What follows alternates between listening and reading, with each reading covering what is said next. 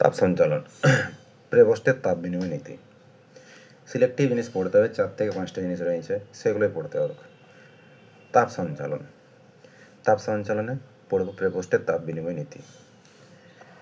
কোনো বস্তুর উষ্ণতার হ্রাস বা বৃদ্ধি নির্ভর করে পরিপার্শ্বের সঙ্গে তার বিকীর্ণ তাপ বিনিময়ের উপর। অর্থাৎ ধরে নেওয়া যাক একটা বস্তু আছে, পরিবেশ থেকেও H1 তাপ নিচ্ছে আর পরিবেশের অন্যান্য বস্তুকেও H2 পরিমাণ তাপ দিচ্ছে। অর্থাৎ বস্তুটি H1 পরিমাণ তাপ শোষণ করছে আর বস্তুটি H2 পরিমাণ তাপ বিকিরণ করছে। যদি বস্তুটি 100 জুল বা 100 ক্যালোরি তাপ নেয়, শোষণ করছে, আর 60 ক্যালোরি তাপ পরিবেশে বিকিরণ করছে, তো 40 ক্যালোরি তাপ নিজের টেম্পারেচার বাড়বে। তাই বলতে পারি বস্তুটি পরিবেশ থেকে যে পরিমাণ তাপটা শোষণ করছে তার হার যদি বেশি হয়ে যায় বস্তুটির বিকীর্ণ তাপ হারের চেয়ে, তার বস্তুটির উষ্ণতা বৃদ্ধি পাবে। ঠিক এর উল্টা, যদি বস্তুটি পরিবেশ থেকে 60 ক্যালোরি তাপ নিচ্ছে আর পরিবেশে 100 ক্যালোরি তাপ বিকিরণ করছে, তাহলে শোষণ করছে 60, বিকিরণ করছে 100, অর্থাৎ বস্তুটি নিজেরও কিছু তাপ রেখে দিচ্ছে, যার ফলস্বরূপ বস্তুটির উষ্ণতা কী হবে, হ্রাস পাবে। এই যে যদি বস্তুটি যতটা তাপ শোষণ করছে তার হার অনেক কম হয় কার তুলনায়, বস্তুটির বিকীর্ণ তাপের তুলনায়, তাহলে বস্তুটির উষ্ণতা হ্রাস হবে। যদি বস্তুটি 100 পরিমাণেই তাপ নিচ্ছে আর 100 ক্যালোরি তাপ বিকিরণ করে দিচ্ছে, তাহলে বস্তুটির উষ্ণতা না বাড়বে না কমবে। অর্থাৎ H1/T সমান H2/T হয়, তাহলে বস্তুটির উষ্ণতা স্থির থাকবে।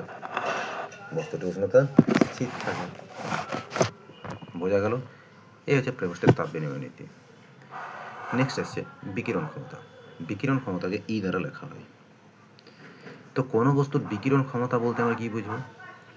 কোনো বস্তুর কোনো তলের দ্বারা বিকিরণ ক্ষমতা সমান ওই তল দ্বারা বিকীর্ণ তাপের হার, ওই তলটা কতটা তাপ বিকিরণ করছে, বাই ওই তলের সমান ক্ষেত্রফল বিশিষ্ট একটি কৃষ্ণ বস্তু দ্বারা বিকীর্ণ তাপের হার। বোঝো, একটা বস্তু রয়েছে পি, ইয়ার এই বিকিরণ ক্ষমতা আমি নির্ণয় করব। তো আমি দেখব যে টি সময় ধরে এই ক্ষেত্রফল জুড়ে ই কতটা তাপ বিকিরণ করছে, দিয়ে দিচ্ছে ই পরিমাণ তাপ বিকিরণ করছে। ই যদি টি ক্যালভিন উষ্ণতায় আছে বস্তুটা, তো ঠিক টি ক্যালভিন উষ্ণতায় থাকা একটা কৃষ্ণ বস্তু ব্ল্যাক বডি টি সময় ধরে, আর ইয়ার যত ক্ষেত্রফল, তাহলে সমান ক্ষেত্রফল বিশিষ্ট একটি কৃষ্ণ বস্তু ওই একই উষ্ণতায় একই সময় ধরে যতটা পরিমাণ তাপ বিকিরণ করবে, এই দুটার অনুপাতেই হবে এই বস্তুটার বিকিরণ ক্ষমতা। বোঝা গেল? তাহলে কোনো সময় ধরে নির্দিষ্ট উষ্ণতায় থাকা কোনো তল যে পরিমাণ তাপ বিকিরণ করে এবং ওই একই সময় ধরে একই উষ্ণতায় থাকা একটি সমান ক্ষেত্রফল বিশিষ্ট একটি কৃষ্ণ বস্তু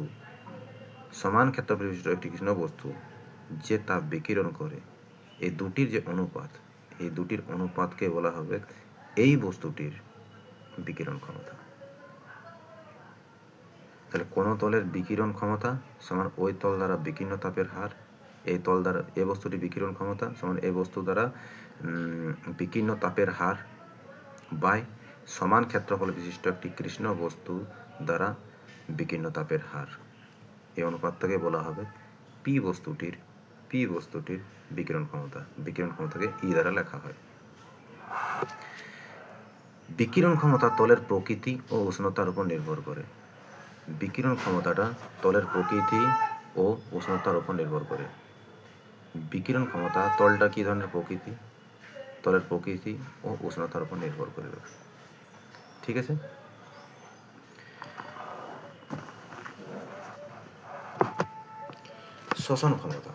শোষণ ক্ষমতা কাকে বলা হবে ভালো করে বুঝবে। কোনো তল দ্বারা নির্দিষ্ট সময়ে শোষিত বিকীর্ণ তাপের পরিমাণ এবং ওই তলে আপতিত মোট বিকীর্ণ তাপের পরিমাণের অনুপাতকে ওই তলের শোষণ ক্ষমতা বলা হয়। কোনো তল দ্বারা নির্দিষ্ট সময়ে শোষিত বিকীর্ণ তাপের পরিমাণ এবং ওই তলে আপতিত মোট বিকীর্ণ তাপের পরিমাণের অনুপাতকে ওই তলের শোষণ ক্ষমতা বলা হয়। ধরে নাও টি সময় ধরে একটা বস্তু আছে, টি সময় ধরে তাপ আসছে, ব্লু কালি যেটা দেখানো হচ্ছে সেটা তাপ আসা, আপতিত তাপ। তাহলে টি সময় কত তাপ আসছে? আপতিত তাপ হচ্ছে এইচ, তাই না? টি সময় এইচ তাপ আসছে। তো এই এইচ তাপের কতটুকু লিখছে, কতটুকু লিখছে ওটা আমার জানা নাই, কিন্তু এতটুকু বলে দিচ্ছি যে এইচ ড্যাশ রিফ্লেক্ট করছে, বিকিরণ করে দিচ্ছে। তাহলে এই লিখছে কতটুকু? H dash minus H, H minus H dash. তাহলে এই বস্তুটির শোষণ ক্ষমতা কি বলবো? এই বস্তুটির শোষণ ক্ষমতা, তো এই বস্তুটি কতটা তাপ শোষণ করছে, এই বস্তুটি কতটা তাপ শোষণ করছে বাই কতটা তাপ আসেছিল, কতটা তাপের মধ্যে কতটা তাপ নিচ্ছে। যেমন পরীক্ষা আমরা কি লিখি, 100 নম্বরের প্রশ্ন থাকে, আমি হয়তো 60 পেয়েছি, তাহলে লিখো কীভাবে? 60/100, এভাবে লেখা হয় না। 60 মানে মোট কত তাপ এসেছিল? 100, আর ও শোষণ করেছে কত? 100। তাহলে বোঝা গেছে আশা করি জিনিসটা। কোনো বস্তুর শোষণ ক্ষমতাকে এ দ্বারা লেখা হয় অ্যাবজর্পশন পাওয়ার। এর সমান কী হবে? ওই বস্তুটি কতটা তাপ শোষিত করছে, হার একক সময়ে কতটা তাপ শোষিত করছে, বাই এই বস্তুটার উপর একক সময়ে কতটা তাপ এসেছিল, একক সময়ে কতটা তাপ এসেছিল। যদি এইচ তাপ আসে আর এইচ ড্যাশ তাপ ও বিকিরণ করে দিয়েছে, তাহলে কতটা তাপ শোষণ করেছে, কতটা তাপ শোষণ পেল? H minus H dash. তাহলে এই যে এইচ মাইনাস এইচ ড্যাশ হচ্ছে শোষিত তাপের হার একক সময়ে। আর কতটা তাপ এসেছিল? ইনিশিয়ালি এইচ তাপ এসেছিল, তাহলে এই যে এইচ, তো এই যে শোষণ ক্ষমতা। মনে রাখবে এই জিনিসটা, এ সমান শোষণ ক্ষমতা সমান শোষিত তাপের হার বা আপতিত তাপের হার, কতটা শোষণ করেছে আর কতর মধ্যে, কতটা তাপ, কতটা শোষণ করলো কত তাপের মধ্যে। আদর্শ কৃষ্ণ বস্তু, আইডিয়াল ব্ল্যাক বডি, আদর্শ কৃষ্ণ বস্তু আপতিত বিকীর্ণ তাপের সবটুকুই শোষণ করে নেয়। যদি একটা পারফেক্ট ব্ল্যাক বডি থাকে, তো যতটা তাপ আসবে, যদি 100% তাপ আসে, তো কিছু 0% তাপকে রিফ্লেক্ট করবে, 0%, মানে সবটুকুই শোষণ করে নেবে, 100%ই নিয়ে নেবে। তো একটি আদর্শ কৃষ্ণ বস্তু আপতিত বিকীর্ণ তাপের সবটুকু শোষণ করে নেয়। অর্থাৎ যেটা বিকিরণ করছে সেই তাপটা কত? 0। বিকিরণ করছে, যেটা প্রতিফলিত করছে সেই তাপটা কত হবে? 0। যতটা আছে ততটাই তুলে নেবে, তাহলে রিটার্ন কত যাবে? কম যাবে, 0 যাবে। তাহলে এইচ ড্যাশের মান যদি 0 বসে, তাহলে H/H মানে 1, অর্থাৎ একটি আদর্শ কৃষ্ণ বস্তুর শোষণ ক্ষমতা 1 হয়। বোঝা গেছে? ওকে।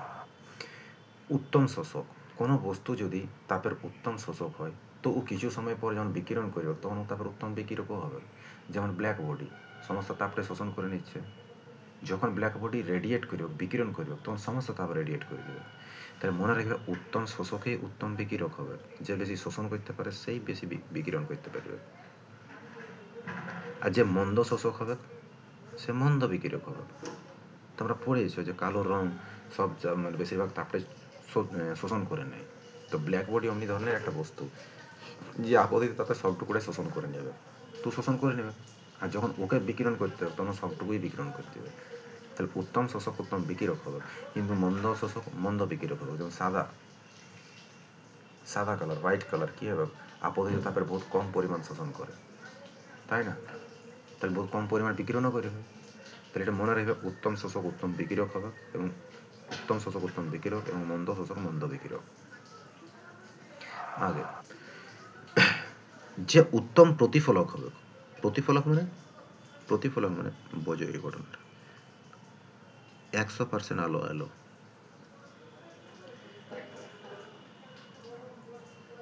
70% প্রতিফলিত করে দিল, তাহলে এই শোষণ কতটুকু করলো? 30%। তাহলে আপতিত আলো 100%, প্রতিফলিত কত করে দিল? 70%। তাহলে বেশিরভাগটাই প্রতিফলিত করে দিল, তার মানে উত্তম প্রতিফলক।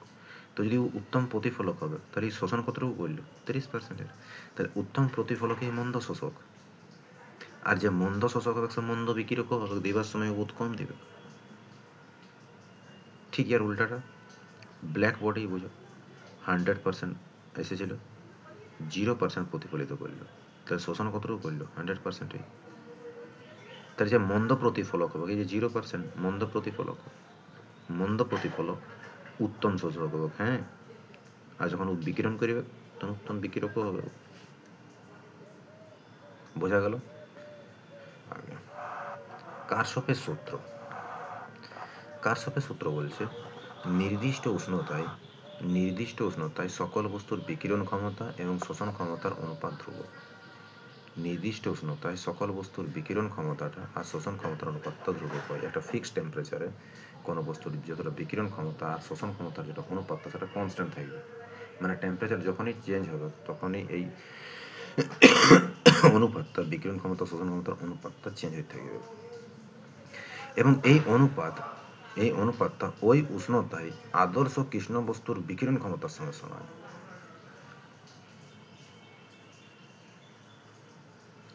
মনে করো টি টেম্পারেচারে একটা নর্মাল বডি আছে পি, টি টেম্পারেচারে একটা ব্ল্যাক বডি আছে, কৃষ্ণ বস্তু আছে। তো টি টেম্পারেচারে ধরে নাও এই বস্তুটা এ পরিমাণ শোষণ করেছে। কত শোষণ করেছে? এ। আর কত পরিমাণ বিকিরণ করছে? এ শোষণ করেছে আর বিকিরণ করছে ই। তাহলে টি টেম্পারেচারে এই বস্তুটি শোষণ করছে এ এবং বিকিরণ করছে ই। তাহলে টি টেম্পারেচারে বস্তুটির বিকিরণ ক্ষমতা ও শোষণ ক্ষমতার অনুপাতটা ধ্রুবক, মানে ই বাই এ সমান কনস্ট্যান্ট। তো এই অনুপাতটা মানে এই কনস্ট্যান্টটা, এই অনুপাতটা ওই উষ্ণতায়, সেম উষ্ণতায় থাকা একটি কৃষ্ণ বস্তুর বিকিরণ ক্ষমতার সঙ্গে সমান। তো এখন কৃষ্ণ বস্তু কত বিকিরণ করবে? ই। তার মানে ই বাই এ সমান ই, ই বাই এ সমান ই। নির্দিষ্ট উষ্ণতায় সকল বস্তুর বিকিরণ ক্ষমতা আর শোষণ ক্ষমতার অনুপাতটা ধ্রুবক, আর এই ধ্রুবকটি হচ্ছে ওই উষ্ণতায় থাকা একটি কৃষ্ণ বস্তুর বিকিরণ ক্ষমতার সঙ্গে সমান। আশা করি বোঝা গেল। আগে স্টিফানের সূত্র বা স্টিফানের চতুর্থ ঘাতের সূত্র, স্টিফানের সূত্র বা স্টিফানের চতুর্থ ঘাতের সূত্র।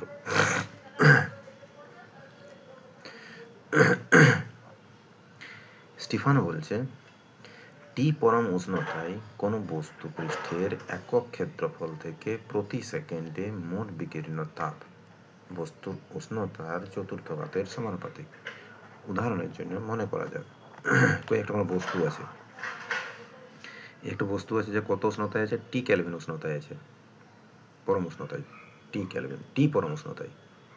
ঠিক আছে, অ্যাবসলিউট নয়, 2 - 1 টি পরম উষ্ণতায় আছে, মানে টি কেলভিনে উষ্ণতা একটা বস্তু আছে, যে বস্তুটার টোটাল ক্ষেত্রফল কত? এস, গোলক এস 4πr²। কত সময় ধরে? টি সময় ধরে। এই পুরো এস ক্ষেত্রফল জুড়ে টি সময় ধরে বস্তুটি কতটা পরিমাণ তাপ বিকিরণ করেছে? ই পরিমাণ, ই ড্যাশ পরিমাণ। ঠিক আছে, এই উষ্ণতায় এত ক্ষেত্রফল জুড়ে টি সময়ে বস্তুটি এতটা তাপ বিকিরণ করেছে চারদিকে। তাহলে আমি লিখতে পারি এস ক্ষেত্রফল জুড়ে টি সময়ে ই ড্যাশ পরিমাণ তাপ বিকিরণ করেছে। তাহলে এস ক্ষেত্রফল জুড়ে একক সময়ে কত পরিমাণ তাপ বিকিরণ করেছে? ই ড্যাশ বাই টি পরিমাণ। তাহলে একক ক্ষেত্রফল জুড়ে একক সময়ে কত পরিমাণ তাপ বিকিরণ করেছে? ই dash by S into T, এটা ই। তো স্টিফান বলছে এই একক সময়ে একক ক্ষেত্রফল জুড়ে যতটা তাপ বিকিরণ করলো, অর্থাৎ ই, একক সময়ে একক ক্ষেত্রফল জুড়ে বিকীর্ণ তাপ বস্তুটির পরম উষ্ণতার, বস্তুটির পরম উষ্ণতা কত? টি, বস্তুটির পরম উষ্ণতার চতুর্থ ঘাতের সমানুপাতিক। তাহলে প্রপোর্শনাল জায়গায় যদি একটা ইকুয়ালি কনস্ট্যান্ট, সেই কনস্ট্যান্ট হচ্ছে সিগমা। এই কনস্ট্যান্টটাকে বলা হয় তোমার স্টিফানের কনস্ট্যান্ট, যার মান হয় 5.672 × 10⁻⁵ এসআই সিজিএস। তো ইয়ার এককটা কী হবে? এই প্রপোর্শনাল কনস্ট্যান্টের একক কী হবে? দেখো, যদি আমি এখান থেকে সিগমা বার করি তাহলে সিগমা সমান কী হবে? E by T⁴। ই মানে কি? ই মানে হচ্ছে এইটা E dash by S T. E dash মানে এনার্জি, মানে যদি এসআই লিখি তো জুল, সিজিএস লিখলে আর্গ। নিচে আছে ক্ষেত্রফল, তাহলে মিটার স্কোয়ার, মিটার⁻²। টাইম সেকেন্ড⁻⁻1, তাই না? তাহলে এটা হলো ইয়ের একক। নিচে আছে টেম্পারেচার, তাহলে Kelvin⁴, Kelvin⁻⁴। তাহলে এটা হচ্ছে তোমার স্টিফানের ধ্রুবকের কনস্ট্যান্ট একক, স্টিফানের ধ্রুবকের এককটা। অনেক সময় জুল পার সেকেন্ডকে ওয়াট লিখতে পারি, তাহলে ওয়াট মিটার⁻², Kelvin⁻⁴। এটা হচ্ছে এসআই একক। সিজিএস এককটা কী হবে? জুলের জায়গায় আর্গ, মিটার স্কোয়ার জায়গায় সেন্টিমিটার স্কোয়ার, সেকেন্ডের জায়গায় সেকেন্ড, Kelvin⁻⁴, আর এদিকে kelvin to the power minus. বোঝা গেল স্টিফানের চতুর্থ ঘাতের সূত্র। টি পরম উষ্ণতায় থাকা কোনো বস্তু পৃষ্ঠের একক ক্ষেত্রফল থেকে প্রতি সেকেন্ডে মোট বিকীর্ণ তাপ বস্তুর উষ্ণতার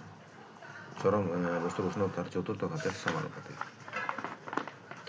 এরপর আছে দেখবে, আমি যেগুলো বলে দিচ্ছি সেটা আছে একটা স্টিফান বোল্টজম্যান ল। এটা স্টিফানের সূত্র। এরপর একটা হচ্ছে স্টিফান বোল্টজম্যান ল।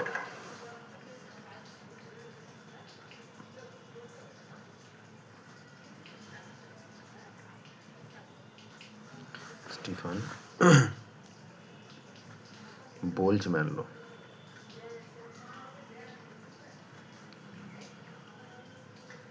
স্টিফান বোল্টজম্যান সূত্র। স্টিফান বোল্টজম্যান সূত্র বলছে ওই সেম কিছু চেঞ্জ নেই, শুধু ব্ল্যাক বডি জুড়ে দেবে। ওই যে বস্তুটা ছিল সেটা ছিল যে কোনো বস্তু। স্টিফান বোল্টজম্যান বলছে কোনো আদর্শ কৃষ্ণ বস্তুটা আদর্শ কৃষ্ণ বস্তু হওয়া দরকার, আইডিয়াল ব্ল্যাক বডি। কোনো আদর্শ কৃষ্ণ বস্তু ধরে নিচ্ছি টি ও পরম উষ্ণতা, এস ক্ষেত্রফল, টি সময় ধরে ইডেস পরিমাণ তাপ বিকিরণ করছে। তাহলে লিখো আগের মতো, এস ক্ষেত্রফল জুড়ে টি সময় ধরে বিকীর্ণ তাপের পরিমাণ ইডেস। তাহলে এস ক্ষেত্রফল জুড়ে একক সময় ধরে বিকীর্ণ তাপের পরিমাণ ইডেস বাই টি,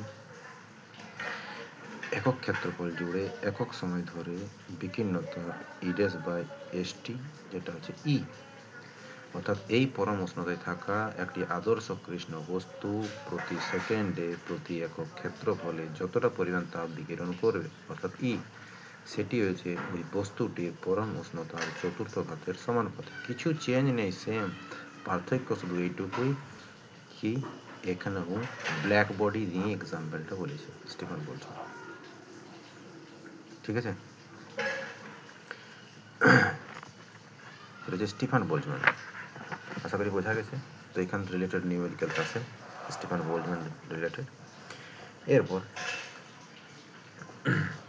দুটো জিনিস আছে, একটা আছে নিউটনের শীতলীকরণ সূত্র, আর একটা হচ্ছে উইন্স ডিসপ্লেসমেন্ট ল। স্টিফানের একটা হচ্ছে নিউটনের শীতলীকরণ সূত্র, নিউটনের শীতলীকরণ সূত্র, আর একটা হচ্ছে তোমার উইন্স ডিসপ্লেসমেন্ট ল। নিউটনের শীতলীকরণ সূত্রটা কি বলছে? পরিপার্শ্বের সঙ্গে উষ্ণতার পার্থক্য খুব বেশি না হলে কোনো বস্তু দ্বারা বিকিরণজনিত তাপ বর্জনের হার বস্তু ও পরিবেশের উষ্ণতার পার্থক্যের সমানুপাতিক। বুঝবে, পরিপার্শ্বের সঙ্গে যদি উষ্ণতার পার্থক্য খুব বেশি না থাকে তাহলে কোনো বস্তু যতটা পরিমাণ তাপ বিকিরণ করছে ওর হারটা বস্তু আর পরিবেশের উষ্ণতার পার্থক্যের সঙ্গে সমানুপাতিক। অর্থাৎ ধরে নিচ্ছি একটা বস্তু আছে যার টেম্পারেচার হচ্ছে থিটা, আর পরিবেশের টেম্পারেচার হচ্ছে থিটা নট। বোঝা গেল? পরিবেশের টেম্পারেচার হচ্ছে থিটা নট, বস্তুটার উষ্ণতা হচ্ছে থিটা। তো এই বস্তুটা পরিপার্শ্বের সঙ্গে দেখো যেখানে theta nearly equals to theta not, তার মানে এদের মধ্যে খুব পার্থক্য বেশি নেই, কিন্তু দুটোই প্রায় সমান। তাহলে বস্তুটির উষ্ণতা আর পরিপার্শ্বের উষ্ণতার মধ্যে খুব যদি পার্থক্য না থাকে তাহলে এই বস্তু দ্বারা বিকিরণজনিত তাপ বর্জনের হার একক সময় ধরে নিয়েছি, একক সময় ই পরিমাণ তাপ বিকিরণ করছে, বা ধরে নিয়েছি ডিটি ই তাপ কিউ পরিমাণ তাপ বিকিরণ করছে টি সময়ে, তাহলে তাপ বিকিরণের হার কত হবে? Q by T. তো নিউটন বলছে Q by T proportional to তাপ বর্জনের হার বস্তু ও পরিপার্শ্বের উষ্ণতার পার্থক্যের সমানুপাতিক, অর্থাৎ theta minus theta not minus. বোঝা গেল? মাইনাস চিহ্নটা ইন্ডিকেট করছে যে বস্তুটির উষ্ণতা হ্রাস হয়েছে। ঠিক আছে মাথায়? তো এটাকে যদি আমি ডিফারেন্সিয়েশনের ফর্মে লিখি তা আমি লিখতে পারি বস্তুটি তাপ বিকিরণের হার ডিটি সময়ে, যদি ডিটি সময়ে ডিকিউ পরিমাণ তাপ বিকিরণ করছে তাহলে ডিকিউ বা ডিটি হবে কি? তাপ বিকিরণের হার। যেটা কার সঙ্গে সমানুপাতিক? বস্তুটি আর উষ্ণতার পার্থক্য, বস্তুটি আর পরিপার্শ্বের উষ্ণতার পার্থক্যের সঙ্গে সমানুপাতিক, কিন্তু এদের পার্থক্য খুব সামান্য আছে। বোঝা গেল? তো এই হচ্ছে নিউটনের শীতলীকরণ সূত্র। নিউটনের শীতলীকরণ সূত্র রিলেটেড যে ডেরিভেশনটা আছে সেটা কিন্তু নিটের এক্সামও বাদ পড়ে গেছে। ঠিক আছে, যদি চাইবে তো আমি ওটা পড়ান দেবো, কোনো অসুবিধা নেই। তো যেহেতু আমরা বোর্ডের উপর ফোকাস করে রয়েছি, তাই বোর্ডের উপরে থাকা দরকার। যেদিন পড়াবো সেদিন একটা বিষয়ে ডিসকাস করব। নেক্সট আছে ভিনের সূত্র।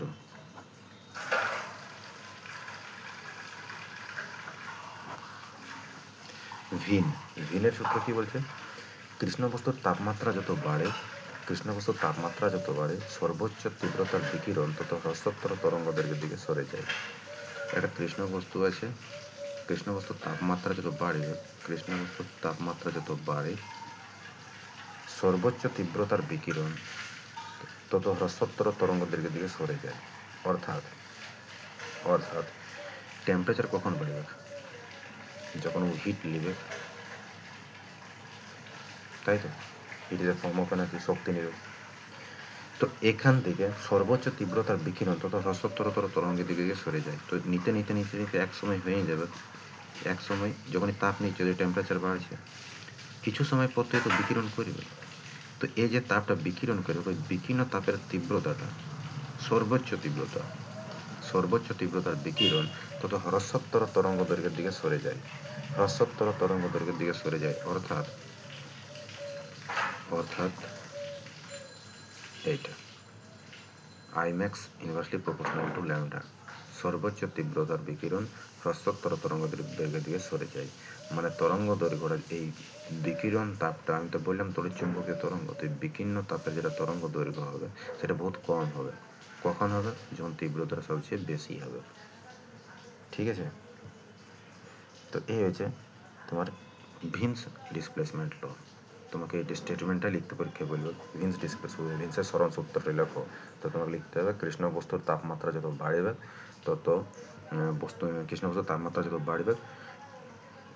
সর্বোচ্চ তীব্রতার বিকিরণ তত হ্রস্বতর তরঙ্গের দিকে সরে যায়। হ্রস্বতর অর্থাৎ মিনিমাম ওয়েভলেংথের দিকে সরে যাবে।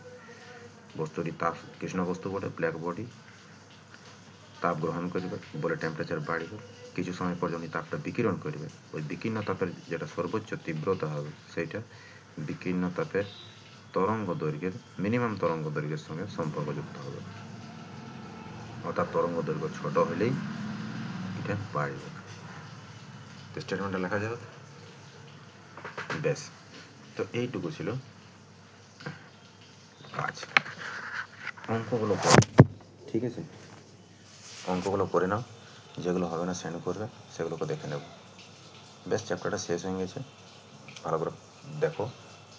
আর তোমাদের টিউশনটা রবিবারে আমি বাড়ি যাচ্ছি, কিন্তু রবিবারে করাবো না টিউশন, কারণ একটু কাজ রয়েছে। তো আমি সোমবার করাবো একটা, আর যদি মঙ্গলবার ছুটির জন্য অ্যাপ্লাই করেছি, যদি ছুটি হয়ে যায় ভ্যালিড, তো মঙ্গল দুদিনই টিউশন করাবো তখন। ঠিক আছে, টাইমটা জানাবো গ্রুপেই। তোমরা কারো যদি অসুবিধা আছে, সকালের দিকে মোস্ট প্রবেবল থাকবে, কারো যদি অসুবিধা থাকে তো বলবে। ঠিক আছে, রাখছি তাহলে।